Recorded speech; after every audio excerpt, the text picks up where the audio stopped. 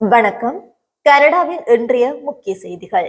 விரிவான செய்திகளுக்கு செல்லும் முன்பதாக முதலில் தலைப்புச் செய்திகள். அமெரிக்கா ஈரான் போர் எதிரொலி, பாதுகாப்பான இடத்துக்கு மாற்றப்பட்ட கனேடிய படைகள். பெட்ரோல் கார்களுக்கு தடையா? டக்ஃபோர்ட் காட்டம். கனடா வாகனத்துறையில் வரப்போகும் பெரும் மாற்றம். கனடா மக்களுக்கு அதிர்ச்சி, திங்கட்கிழமை முதல் பெட்ரோல் விலை மீண்டும் உயர்கிறது. ரயில் கழிவறையில் ஒளிந்தும் விடாத கும்பல். டொரண்டோ கோ ரயிலில் பயங்கரம், 3 சிறுவர்கள் கைது. ஒன்டாரியோவில் அதிர்ச்சி சம்பவம், 3 வாகனங்கள் மோதி பயங்கர விபத்து. சம்பவ இடத்திலேயே 2 பலி, 5 பேர் மருத்துவமனையில். பிள்ளைகளை கொன்ற இந்திய தந்தை, கனடா நீதிமன்றம் வழங்கிய அதிரடி தீர்ப்பு. இனி தொடர்பன விரிவான செய்திகள். அமெரிக்கா, இஸ்ரேல் மற்றும் ஈரான் இடையிலான போர் நீடித்து வரும் நிலையில் ஈராக்கில் இருந்த கனேடிய ஆயுதப்படை உறுப்பினர்கள் உள்ளிட்ட நேட்டோ பணியாளர்கள் பாதுகாப்பாக ஐரோப்பாவுக்கு மாற்றப்பட்டுள்ளனர். 2018 முதல் ஈராக்கில் இயங்கி வந்த இந்த ஆலோசனை குழு இனி இத்தாலியின் நேபிள்ஸ் நகரில் இருந்து தனது பணிகளை தொடரும் என அறிவிக்கப்பட்டுள்ளது. பாதுகாப்பு அமைச்சர் டேவிட் மெக்வென்டி வெளியிட்டுள்ள அறிக்கையில் கனேடிய வீரர்கள் மற்றும் பொதுமக்கள் அனைவரும் பாதுகாப்பான இடத்துக்கு மாற்றப்பட்டுள்ளதை உறுதி செய்துள்ளார். தற்போதைய போரில் கனேடிய படைகளுக்கு எந்தவித பங்கும் இல்லை என்றும் அதன் திட்டமிடலில் கனடா ஈடுபடவில்லை என்றும் தேசிய பாதுகாப்புத்துறை தெளிவுபடுத்தியுள்ளது. மார்ச் 5 நிலவரப்படி மத்திய கிழக்கின் 6 வெவ்வேறு நடவடிக்கைகளில் சுமார் 200 கனேடிய வீரர்கள் பணியில் உள்ளனர். அதேவேளையில் அமெரிக்காவின் ஒக்லஹோமாவில் தங்கியுள்ள 35 கனேடிய வீரர்கள் பாரசீக வளைகுடா பகுதிக்கு அனுப்பப்படவில்லை என்பதும் உறுதி செய்யப்பட்டுள்ளது. ஒன்டாரியோ அரசு நேரலை நிகழ்ச்சிகளுக்கான டிக்கெட்டுகளை அசல் விலையை விட அதிக விலைக்கு மறுவிற்பனை செய்வதை தடுக்க புதிய சட்ட திருத்தத்தை கொண்டு வரவுள்ளது. 2017 ஆண்டின் டிக்கெட் சேல்ஸ் ஆக்டில் மாற்றங்களை செய்வதன் மூலம் தனிநபர்களோ அல்லது இணையதளங்களோ கூடுதல் விலைக்கு டிக்கெட் விற்பது இனி சட்டவிரோதமாகும். மக்களை ஏமாற்றும் டிக்கெட் புரோக்கர்களின் ஆட்டம் முடிவுக்கு வந்துவிட்டது என பிரேமியர் டக்ஃபோர்ட் எச்சரித்துள்ளார். போலி டிக்கெட் விற்பனையை தடுக்கவும் நியாயமற்ற கூடுதல் சேவை கட்டணங்களை ஒழிக்கவும் புதிய கொள்கைகள் உருவாக்கப்பட உள்ளன. குறிப்பாக பாட்ஸ் மற்றும் ஏஐ மூலம் மொத்தமாக டிக்கெட்டுகளை வாங்குவதை கட்டுப்படுத்தவும் நடவடிக்கை எடுக்கப்படும் என்று டக்ஃபோர்ட் தெரிவித்துள்ளார். உலகக்கோப்பை மற்றும் பெரிய இசை நிகழ்ச்சிகளின் டிக்கெட் விலைகள் பல ஆயிரங்களை தொடுவதால் இந்த அதிரடி முடிவு எடுக்கப்பட்டுள்ளது. கியூபெக் மற்றும் ஐக்கிய ராஜ்யத்தை பின்பற்றி இந்த மாற்றம் செய்யப்படுகிறது. எனினும் இந்த விலை கட்டுப்பாடு முறைகேடுகளை ஊக்குவிக்கும் என சீட்கிக் போன்ற நிறுவனங்கள் கவலை தெரிவித்துள்ளன. கனடாவின் மின்சார வாகன விற்பனை இலக்குகள் தொடர்பாக ஒன்டாரியோ மற்றும் கியூபெக் இடையே மோதல் ஏற்பட்டுள்ளது. மின்சார வாகன விற்பனை கட்டாயத்தை ரத்து செய்யுமாறு ஒன்டாரியோ பிரீமியர் டக்ஃபோர்ட் விடுத்த கோரிக்கையை கியூபெக் நிராகரித்துள்ளது. அமெரிக்காவில் ட்ரம்ப் நிர்வாகத்தின் புதிய வரி கொள்கைகளால் 1,00,000 தொழிலாளர்களின் வேலைவாய்ப்பு பாதிக்கப்படுவதாக டக்ஃபோர்ட் கவலை தெரிவித்துள்ளார். ஆனால் நாங்கள் ஏற்கனவே நிலைமைக்கு ஏற்ப மாறிவிட்டோம் என கியூபெக் பதிலளித்துள்ளது. 2035 ஆண்டு முதல் புதிய பெட்ரோல் கார்களுக்கு விதிக்கப்படவிருந்த முழுமையான தடையை கியூபெக் நீக்கியுள்ளது. அதற்கு பதிலாக 2035 விற்பனை செய்யப்படும் புதிய வாகனங்களில் 90% ஹைபிரிட் அல்லது மின்சார வாகனங்களாக இருக்க வேண்டும் என்ற புதிய இலக்கை நிர்ணயித்துள்ளது.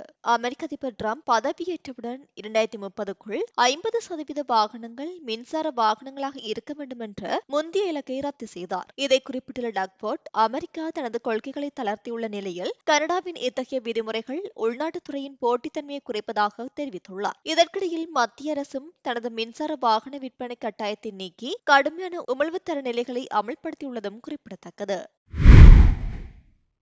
அமெரிக்க அதிபர் டொனால்ட் ட்ரம்புடன் வர்த்தக தடைகளை நீக்க கனடாவிடம் உண்மையான செல்வாக்கு உள்ளது என கன்சர்வேட்டிவ் தலைவர் பியர் பொலிவ்ரே தெரிவித்துள்ளார். அண்டை நாட்டை மாற்ற முடியாது, அதை நாங்கள் விரும்பவும் இல்லை. அரசியலை கடந்து உறவை சீர் செய்வோம் என அவர் தெரிவித்துள்ளார். கனடா கொண்டுள்ள ஒயில் பலத்தை அவர் சுட்டிக்காட்டினார். மெக்சிகோவை விட 10 மடங்கு அதிக எண்ணெயை கனடா அமெரிக்காவிற்கு வழங்குகிறது. எரிபொருள் விலையை குறைக்க கனடா ஒரு தீர்வாக அமையும் என்றும் அவர் தெரிவித்துள்ளார். மேலும் பாதுகாப்புத்துறைக்கு தேவையான கனிம வளங்களை கனடாவுடன் வர்த்தகம் செய்யும் நாடுகளுக்கு முன்னுரிமை அடிப்படையில் வழங்க வேண்டும் என அவர் வலியுறுத்தியுள்ளார். 100 மில்லியன் பீப்பாய்கள் கொண்ட பெட்ரோலிய இருப்பை கனடா உருவாக்க வேண்டும் என்பது என்பது அவரது திட்டமாக இருக்கிறது. இதன் மூலம் ஈரான் போன்ற விவகாரங்களில் கனடா முக்கிய பங்கு வகிக்க முடியும் என்றும் அவர் தெரிவித்துள்ளார். தற்போது பிரதமர் மார்கார்னிக்கு எதிராக பின்னடைவை சாதித்துள்ள பொலிப்ரே தனது கவனத்தை சர்வதேச வர்த்தக போர் மற்றும் வரி இல்லா வர்த்தகத்தின் பக்கம் திருப்பியுள்ளார். தற்போது அமெரிக்காவில் சுற்றுப்பயணம் மேற்கொண்ட அவர் மரபு கருதி ட்ரம்பை நேரில் சந்திக்கவில்லை என்றும் உள்நாட்டு பிரச்சினைகளுடன் கனடாவின் வர்த்தக உரிமைகளுக்காகவும் தொடர்ந்து போராடுவேன் என உறுதியளித்துள்ளார்.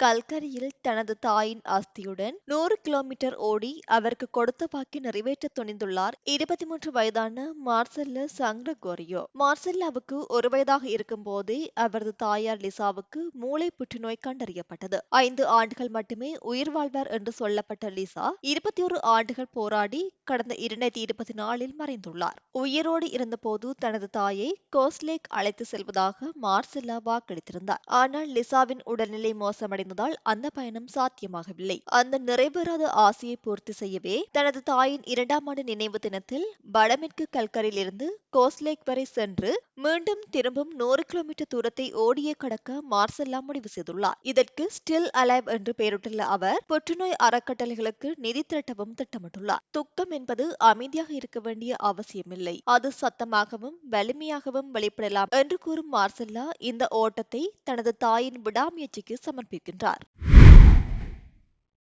மத்திய கிழக்கு நாடுகளில் நிலவும் போர் சூழலால் எண்ணெய் உள்கட்டமைப்புகள் சேதமடைந்து வருகின்றன.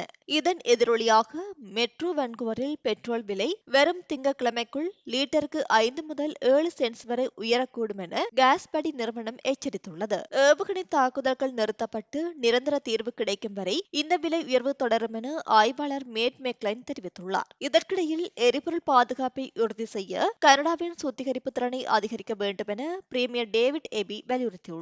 இருப்பினும் ஒரு புதிய சுத்திகரிப்பு நிலையத்தை அமைக்க $15 பில்லியன் செலவாகும் என்றும் அரசின் கிளீன் பிசி மற்றும் மின்சார வாகன கொள்கைகளால் முதலீட்டாளர்களுக்கு போதிய லாபம் கிடைக்குமா என்ற சந்தேகமும் இருப்பதாக நிபுணர் தெரிவித்துள்ளார். தற்போதைய நிலையில் இந்த எரிபொருள் விலை உயர்வுக்கு உடனடி தீர்வு எதுவும் இல்லை என்பதும் குறிப்பிடத்தக்கது. இந்த எரிபொருள் விலை உயர்வானது பொதுமக்களிடையே மிகுந்த கவலையை ஏற்படுத்தியுள்ளது.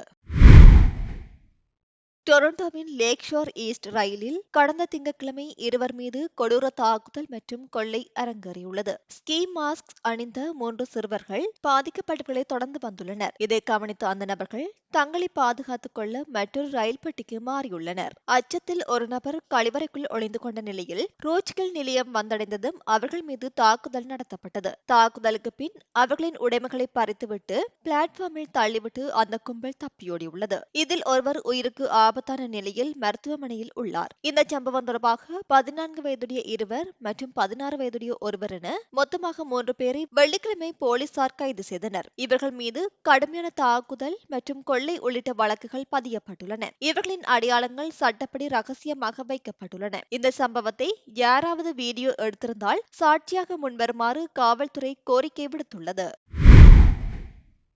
ஒன்டாரியோவின் நோர்த் பே பகுதியில் வியாழக்கிழமை மாலை நடந்த 2 வாகன விபத்து தொடர்பாக 79 வயது முதியவர் மீது காவல்துறை வழக்கு பதிவு செய்துள்ளது.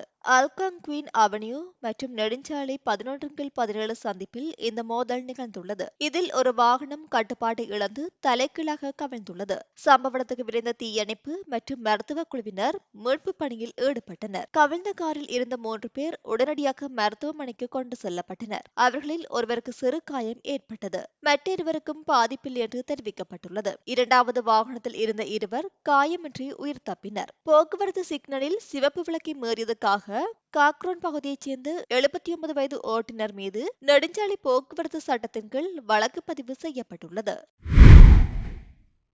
ஒன்டாரியோவின் பிராண்ட் கவுண்டியில் நிகழ்ந்த கோர சாலை விபத்தில் 2 உயிரிழந்துள்ளனர். கடந்த மார்ச் 20ஆம் தேதி அன்று மதியம் 12:30 மணியளவில் பிராண்ட்ஃபோர்டுக்கு கிழக்கே உள்ள கோல்போர்ன் ஸ்ட்ரீட் ஈஸ்ட் பகுதியில் இந்த விபத்து நிகழ்ந்துள்ளது. ஒரு பிக்கப் ட்ரக், எஸ்யூவி மற்றும் மினிவேன் ஆகிய 3 வாகனங்கள் ஒன்றோடு ஒன்று மோதி விபத்துக்குள்ளானது. இதில் மினிவேனை ஓட்டிச் சென்ற 38 வயது நபர் மற்றும் அதிலிருந்த 16 வயது சிறுவன் ஆகிய இருவர் சம்பவ இடத்திலேயே உயிரிழந்தனர். எஸ்யூவியில் இருந்த 4 பேர் மற்றும் பிக்கப் ட்ரக் ஓட்டுநர் என மொத்தம் 5 பேர் லேசான காயங்களுடன் மருத்துவமனையில் அனுமதிக்கப்பட்டுள்ளனர். விபத்து நடந்த சாலை 8 மணி நேரம் வரை மூடப்பட்டது. இந்த விபத்தை நேரில் பார்த்தவர்கள் அல்லது வீடியோ ஆதாரம் வைத்திருப்பவர்கள் காவல்துறையை தொடர்பு கொள்ளுமாறு OPP காவல்துறையினர் கேட்டுக் கொண்டுள்ளனர்.